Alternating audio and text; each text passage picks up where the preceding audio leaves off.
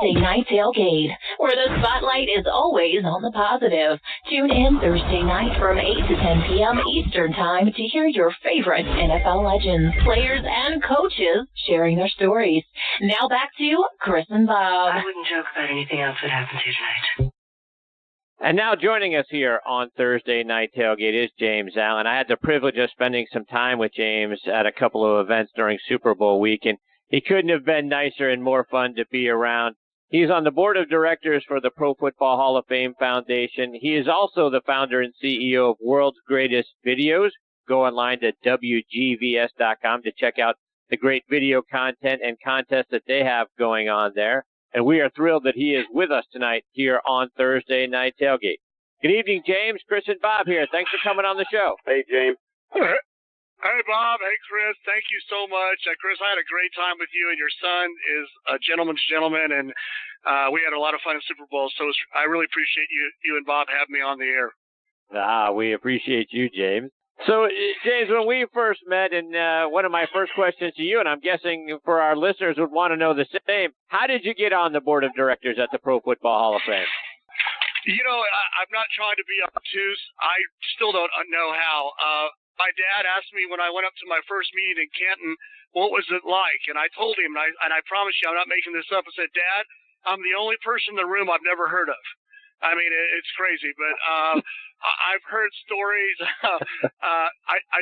That's exactly. I mean, you see Jerry Jones, and and of course Ambassador Rooney, who's no longer with us, and Mr. Rooney, and you see all these people, and you're just going, "What am I doing here?" And it's very intimidating. But they treat you like it's amazing. But I still don't understand. I don't know. I think it's just Chris, and Bob, just doing a lot of things. I think I did a lot of things for the military and did a lot of things behind the scenes through my foundation and wishes and prayers and everything else. And just, I got their attention. I got a phone call, said, hey, you made the list of the finalists. And I went, okay. And then I was final 40. And then they told me the top 10 people, and I won't mention some of the names, but they're like, oh my gosh, I have no chance in heck. And, so it's crazy. And I'm very honored to be a part, the Hall of Fame.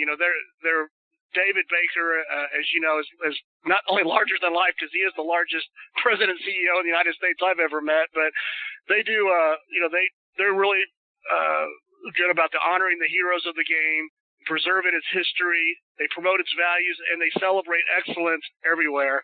And I've been in several boards and everything else, and I couldn't be more proud to be a part of that board for what they do for people beyond the game.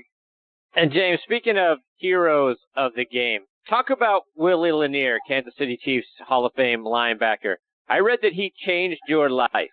How? How did you find...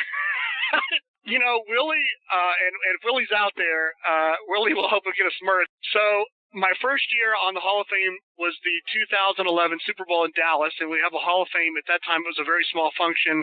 And I get to sit with Willie Lanier. And I know that Willie and the older people, the people on the board, who's from Texas, told me, he said, we kind of put you with Willie because Willie just doesn't talk much, and he doesn't. And we're there with some very wealthy people and on the board, and I'm having conversation and trying to be entertaining and hosting some of these great sponsors. And long story short, my wife is there, Tina, and her dad was a big-time football player. I played football. Her dad could have played as far as he wanted to and decided to make grades and decided to do that in college instead. And so football is sports that most of our lives. My dad was a great athlete. And so my wife was really into this, but she was worried about stuff. And I kept on telling her about concussions.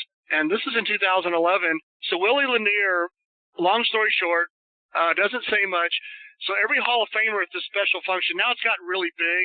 At Super Bowl, it's 1,000 people. Back then it was 300 people, and every Hall of Famer at every table would get up and say something, of the 30 tables. And then you could ask any of them questions and everything else. And Willie Lanier stands up and talks about a very cerebral thing about safety. And, his thing was you can replace a knee, you can replace an arm, you can replace everything.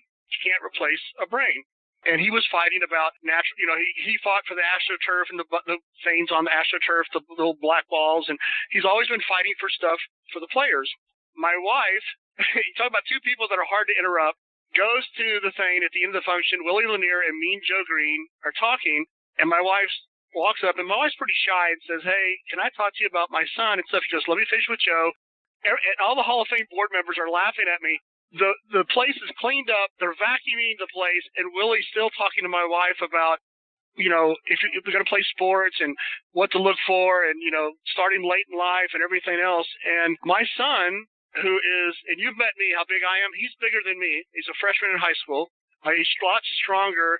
Wow. He played his first down of football this year, and because of Willie Lanier. And Willie and my wife was very much into the football and competitive stuff and everything else, and I was too. But she was really, her dad was a legend. I mean, he's in her brother's in our high school Hall of Fame, and it's just a sports family, and it really let my wife pause and go, like kind of what Tony was talking about. There's stuff beyond sports, and Willie just changed it. And I to this day, when I see Willie, I don't care if he's on line to go out and get announced or anything else. I go and give him a big hug, and he knows it's coming because I love that man. And because he took time out, not anti-NFL. He's very pro-NFL, pro-sports, pro-everything else.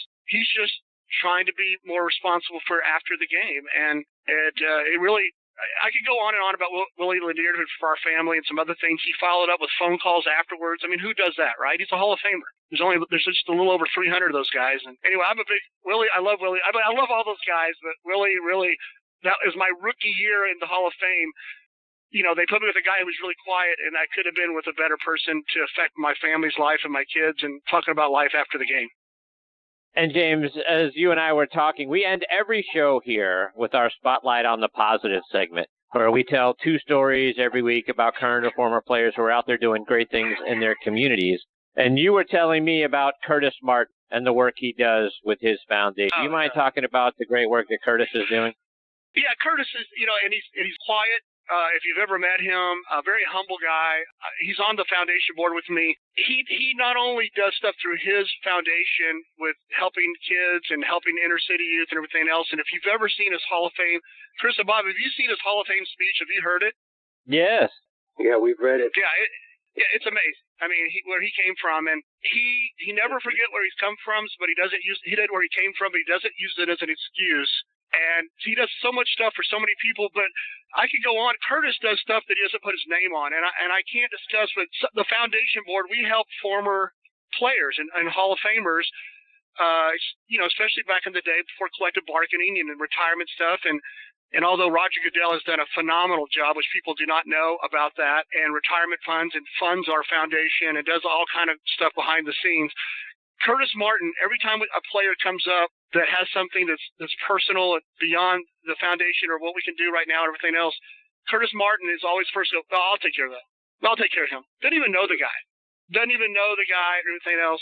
And I'll just give you one example of Curtis Martin helping, being the first on, I mean, he's already given out all his stuff to all his causes, but when he hears somebody else, especially one of his, Hall of Famers, as Deacon Jones says, you can never be cut.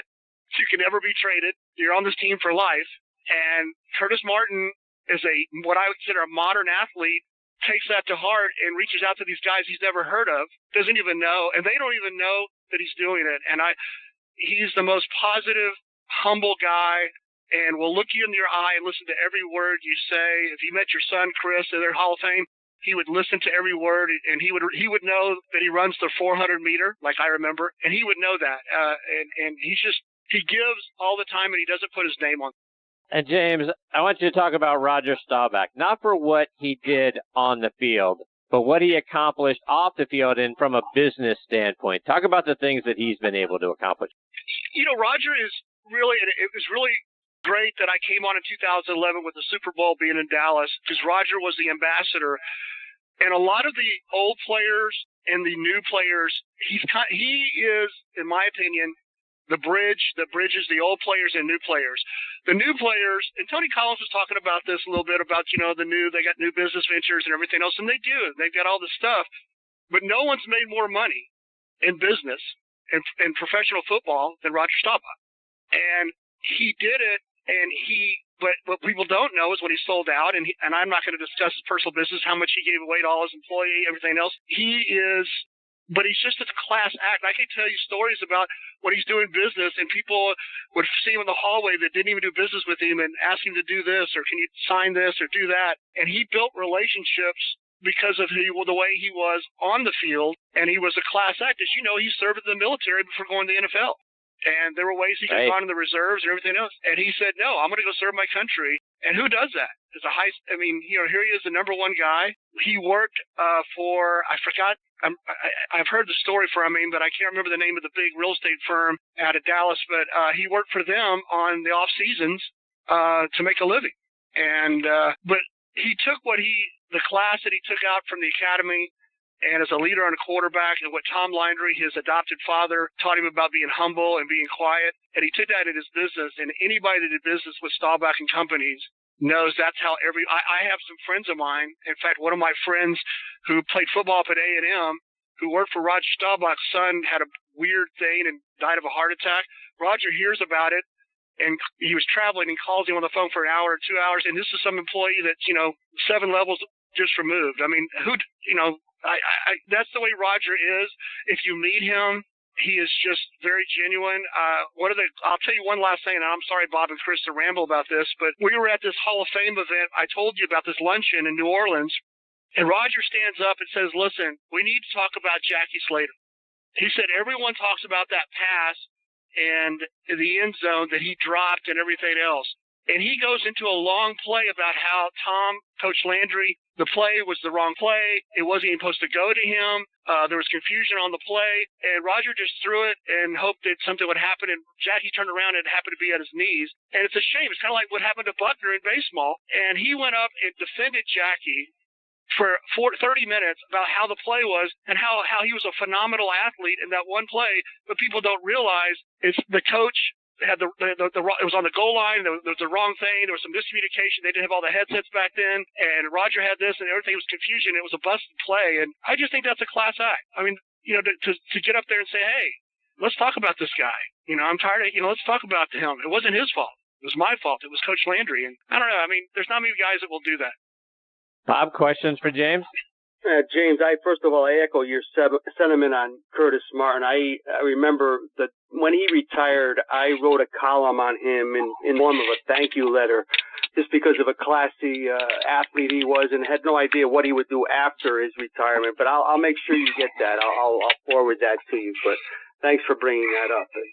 But I want to ask you about your early memories of following football. How did you get into it? Some of your favorite teams when you were younger. What was the impetus for your interest in football to begin with? Well, I grew up in San Antonio, Texas, and so I grew up. My dad and we were a two-income family. For a lot of times we didn't have air conditioning. We had burger bars, and I was always busy. I was in athletics, and I was always doing something after school for hours on end and shuttling around. But my dad and I's time together was watching football on TV or listening to on the radio. And of course, we listened to the Cowboys. They were big, and we were big fans of. I know Dan Pastorini is going to be on, and Earl Campbell and I actually became friends later. In fact, when he went to the Saints his last year, and we grew up watching Lovely Blue and Cowboys. But I grew up doing that, and then the Packers were kind of a mystique when I was a really young kid. I mean, all we heard about was Coach Lombardi and all those guys. And for me to spend, in fact, I don't want to get teary-eyed, but one of my last memories with Jim Taylor was in the airport, him and his wife, and he's been to several of my functions, and he's talking to me about stuff in life in general, and I was asking all those questions, and of course then he dies a couple months later, and that generation of guys, my dad always talked about Coach Lombardi and those men, and but my dad is a very quiet man, and he always said, son, from the neck down, you're minimum wage. But but what those guys do is they learn how to be class acts, discipline, and work with each other. Doesn't matter what color your skin is. I mean, Deacon Jones and Merlin Olsen, best friends, and it doesn't matter your religion, doesn't matter anything else. When you're in that huddle, it doesn't matter. It doesn't matter what your personal beliefs are. When you are sitting there holding hands with somebody and you have a deal like the Patriots have formed, their organization, or the Spurs back when all that stuff, or when you form an organization, it's about team first. My dad always preached that. And he used the Packers, and he gave me books about the Packers, and I'd read about them. And I grew up watching the Cowboys, and then, of course, watching Earl Campbell and the Steelers, and I'm still a big fan of. I'm a big fan of a lot of teams, but I like some of the old teams. I love the Steelers. I love. If you went to my office, you'll see I'm a big Brett Favre fan. I have a lot. Of course, the Hall of Fame has all these helmets they've sent me, but I just love. I love the stuff behind the scenes, like you said, with Curtis Martin. He's just. I love and most all the Hall of Famers. I can tell you guys. I think the reason they're in the Hall of Fame is because of their attitude that kept them, that made them great on the field. But it helped them become great while they were off the field. And I can tell you, I could go on and on about the Hall of Famers and how classy of a men these guys are. And James, I was just looking at a picture on your Twitter page of you posing with Joe Namath, and you've obviously met so many Hall of Famers, and I have to admit, Namath was one of my idols growing up. One of the two idols that I had as a kid was Namath, watching him at Shea Stadium with the white shoes and just wishing that he had a good pair of knees. But when you met the guy, I'm getting goosebumps just looking at the picture. It must have been an incredible treat for you. Yeah, of course. I mean, when I grew up as a kid, I mean, he was at. I remember as a kid the commercial where he showed off his legs and wearing pants. I mean, he was Broadway Joe. I mean, he's bigger. He was bigger than life. I mean, he really was. I mean, and for me to meet him, and I don't really get starstruck around him, but he's just Joe Namath. I mean, and so I wasn't as nervous to meeting Staubach, or Earl Campbell than I was with Namath, because he's just Joe Namath. He was in New York. He's big. He like Sinatra. If you can make it there, you can make it anywhere. He made it in New York and made a prediction like Babe Ruth did. I mean, he did everything legendary. But you know what's interesting? When I met him, it wasn't just a picture. We talked, and the Hall of Fame team. Have y'all been to Canton lately and seen the Game for Life video that he narrates, or have y'all the 3D thing? No. Okay, well, they haven't. No. It's and Chris, Bob, I've never met your kids, but your son. Chris, if you want to go, let me know, and I'll get a VIP tour, everything else. The Game for Life, and we have some more stuff, some interesting stuff coming up. It's a 3D thing where Joe comes out as a 3D thing, and we have all these athletes that overcame, Steve Largent, who shouldn't even play in the NFL, and all these stories. And Joe, he's just, he knows who he is, he knows what he's done, and he's there, and he's very, he's just very honest about stuff. And so I was talking to him. And while all these people are trying to get his attention, he looks you in the eye, he's talking to you. So later on, my kids heard about him, and they wanted to meet Joe Namath. My daughter's boyfriend, Joe Namath, we heard about him, he was the man. And he sat there and talked to him and entertained him, and he's just the funniest guy. And I mean, it's just, you see this guy that, called the shot like Babe Ruth, made it in New York. It was the #1 thing for all commercials. He was Mr. Everything, and yet he's a regular guy. I love meeting him, and it was Bob and Chris. I'm not from up New York, but it's very it's very kind of like, oh my gosh, I'm talking to Joe Namath. Yeah. James, one more before we let you go, and you are now the founder and CEO of World's Greatest Videos. Talk about what you're doing there. Well, I don't mean to put shine the light back on you guys, but Chris, I didn't really get to know much about you. We were at Super Bowl. We went to a couple parties, and we got to get to know each other. I think and it's kind of funny at the Lee Steinberg thing, we ended up being smashed together, and your son got to meet, some Hall of Famers and some other people, and that was great. But, and I didn't realize what a positive thing that there's so much in media about negativity, right? And negativity sells short term, but positivity is hard. It's just hard. I mean, like a great actor once, I met some great actors one time, they said, the comedic actors, it's just hard. Acting's one thing, but to make them laugh, to be positive is hard.